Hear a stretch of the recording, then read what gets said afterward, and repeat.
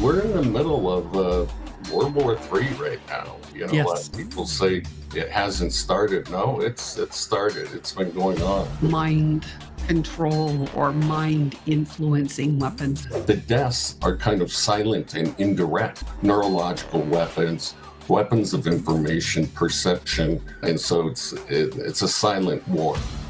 And it's invisible.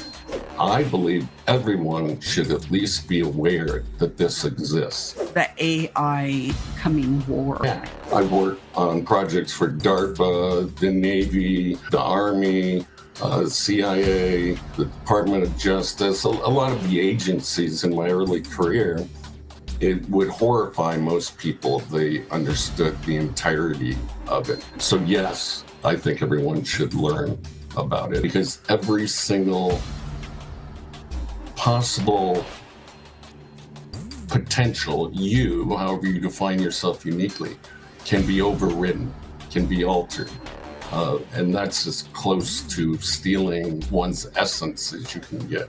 And that alone, that statement should be enough for people to want to learn more about the technology and its dangers.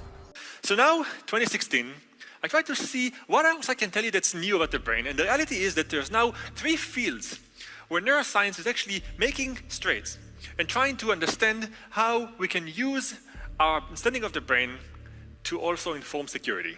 And those are the fields where we're trying to understand how we can make people do things, regardless of whether they wanted it or not, how we can make people see different things than what their senses offer, and now we can actually make us think things that weren't there before. Essentially, in the world of hacking, we're trying to see how we can hack our sleep, hack our perception, and hack our cognition. So I'm gonna try to give you, in the next 10 minutes, 3 examples for 3 experiments that are being run right now that allow us to imagine a world where those 3 things are gonna be something that hackers could use to actually challenge our perception. And see, we're in the middle of World War III right now. You know, Yes. A lot of people say it hasn't started. No, it's started. It's been going on. It's just, if you don't see blood and bombs necessarily on your hypnotube, the television, then it's not real to the average person. But this is a war of will, of culture, of history, of meaning, of purpose, and which cultures are going to survive and thrive and which ones aren't, and so it falls in the definition of every war. And the deaths are kind of silent and indirect, so you don't see the screaming and the burning, the bodies burning. And so the humans, we tend not to empathize as strongly to the suffering if we don't see the blood and the cuts and the bullets flying. And so it's a silent war. They have the ability, like I say, to read your brain waves and your memories and take part of those and actually torture you with it. It's called psychological warfare. They can send many different effects to the skull and the body. And voices are some of the worst that I've heard of. I mean, it's absolute torture to hear what the voices tell people all the time. And it's very discouraging. There's no voices that are sent to people that are complimenting the person. They're absolutely pounding them, trying to affect their emotions and causing detrimental things to their body. You could say to the technology of driving targets to their death, marching them to their death, walking them verbally to their death, using some of these techniques of breaking down their ego, that's part of brainwashing, implanting subliminal messages. And it was done by Dr. Ewan Cameron in some research he did for the CIA of 2-track tapes, looping your mother hates you, your father, and just to break down the ego. It's very much like boot camp, except more severe, and in its verbal breakdown. And then you can add in tortures, heart attacks, pains all over the body, seemingly endless kinds of tortures, just replayed like MP3 files in the mind, not leaving any ligature marks on the skin to prove to anybody that you've suffered all this pain. It ends up being a perfect hell until the person snaps, breaks, like breaking a horse, until they will do what you want them to, or they find another way out, like suicide or mass murder or something like that. And I call those psycho bombs when they reach that stage of frustration of not getting any justice about these weapon systems. We're talking about frequencies actually altering the heart's pattern, causing arrhythmias, causing it to weaken its pulses. They're very clever ways, because we are electromagnetic systems ultimately.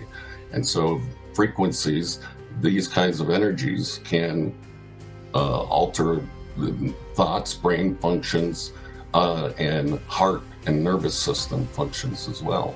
The autonomic and sympathetic nervous systems, which are basically the subconscious systems that keep us alive, our blood pumping and everything working together to keep the body alive. So there is like this Air Force 1984, I think it's version 4, dosimetry manual. And in there, it tells exactly, like, if you want to give somebody a heart attack, if you want to shut their kidneys down, if you want to do this, if you want to do that, and what frequency it is that impacts that. Now, that was back in 1984. So this is not anything new, but the technologies moving forth just built on that. Yeah. So.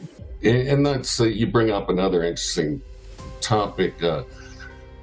So probably, let's say you want to probabilistically kill someone, totally silent, plausibly denied. One way to do it is you look up these medical breakthroughs and find out what causes cancers, what causes this malfunction. And rather than curing it, which we always say we're doing with all of this science funding, we're finding ways to promote longevity. We actually do the reverse in the war industry. We utilize that knowledge to cause that kind of damage to the functioning of human beings. And that's another way to disable them for warfare, ultimately. Yeah, kind of a reverse engineering. Yeah, exactly. It's or dual purpose. And they call it dual purpose in the media these days. So it can heal or it can kill.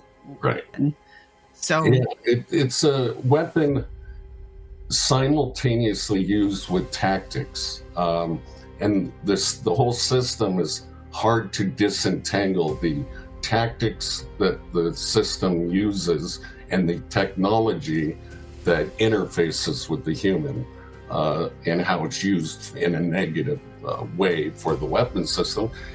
And one of my gripes is a lot of these technologies, just by keeping them secret, are killing people because they could have been used for good uses in medicine. So it's another indirect way of downsizing the human populations by keeping these secrets. And that's frustrating. That's not at least the values I grew up in. So does the average person need to be concerned about this? Or is this something, in your perspective, being an expert in this field, should people have like a working understanding about it? Do they need to study it a little bit? Or is this something people should dive in and really oppose? Yeah, see, and that's a great question, because on the one hand, it's gone so far that it would horrify most people if they understood the entirety of it. and maybe they'd have trouble sleeping at night. So it's kind of like asking someone, do you want to know there are nuclear weapons and they could destroy the entire race at any moment? Or are you going to lose sleep over it? Or would you prefer not to think about it and not worry about it? And I guess that becomes a personal question for the individual, but I believe, in truth, in reality, as best as we can model it and understand it, that then gives us legitimacy to vote and to tell our politicians and our leaders what we think they ought to do with our 2 cents. And if you don't dive in, you don't know these things exist, the world's not going to make as much sense to you. It's just going to happen, and you're going to call them random events when this is a grand plan. This is something that's been worked on and for and towards as a goal, a new world order, a united world, as the very large picture. So to answer your question, I guess in a long-winded way, I believe everyone should at least be aware that this exists. And if it happens to them, unfortunately, there isn't a lot of ability to stop it thus far because of the lack of awareness in the public and in the political sectors. And it's like you can outlaw nuclear weapons, but that doesn't stop them from working. And a bomb shelter, is that the best you can do? So this weapon we're going to talk about neurological weapons, weapons of information, perception, and how that shapes society and our minds in our direction in which we move as an overall government or culture and as a species. So yes, I think everyone should learn about it. I agree wholeheartedly. And I think one of the biggest reasons that everybody should know about it, even if it makes you toss and turn for a few nights, is because if it happens to you, then you don't have the fear factor. You can recognize it for what it is. And that's the exact point. That's why I do speak out about it, is while I may not be able to stop it, like here's a pill you take, here's a button you press, here's a bribe you give to some politician, or no, you can't stop it that way, but you can remain calm and know you're not alone and that this has been going on for a while, and what to expect. And it's the unexpected that causes the fear. But if you educate yourself when it happens, you're less fearful, and then it has less power over you. Because every single possible potential however you define yourself uniquely, can be overridden, can be altered. And that's as close to stealing one's essence as you can get. How to create a kind of a Manchurian candidate, but in a more hypnotized state. And so they were zombified in the sense they're disassociated from their regular mind. And splitting personalities is something that's been studied through abuse as one of the major mechanisms by which it happens. And so a lot of people who are tortured, they're not aware of why they're being tortured. They're just saying they're evil entities. Well, there's probably a goal behind it, and splitting the personalities has been, at least in the CIA, one of the many goals of abuse, to try to create these various super spies or agents, if you will, that have no direct connection to the agency, so they're plausibly denied. And it ends up being a perfect hell until the person snaps, breaks, like breaking a horse, until they will do what you want them to, or they find another way out. like suicide or mass murder or something like that. And I call those psycho bombs when they reach that stage of frustration of not getting any justice. But yeah, there's many ways to do these things too, and I believe they're working on at least 4 different methods to attack anyone they want. The whole purpose of these weapons, they don't want to have to arrest you, go to trial, and all this process, and it takes a long time. Or they don't want to go to your house and shoot you, because then there's evidence and it ends up in the evening newspaper. They want a secret, silent way to remove people from civilization by just pushing a button and they go insane within a few weeks. That's what the goal of all this technology is.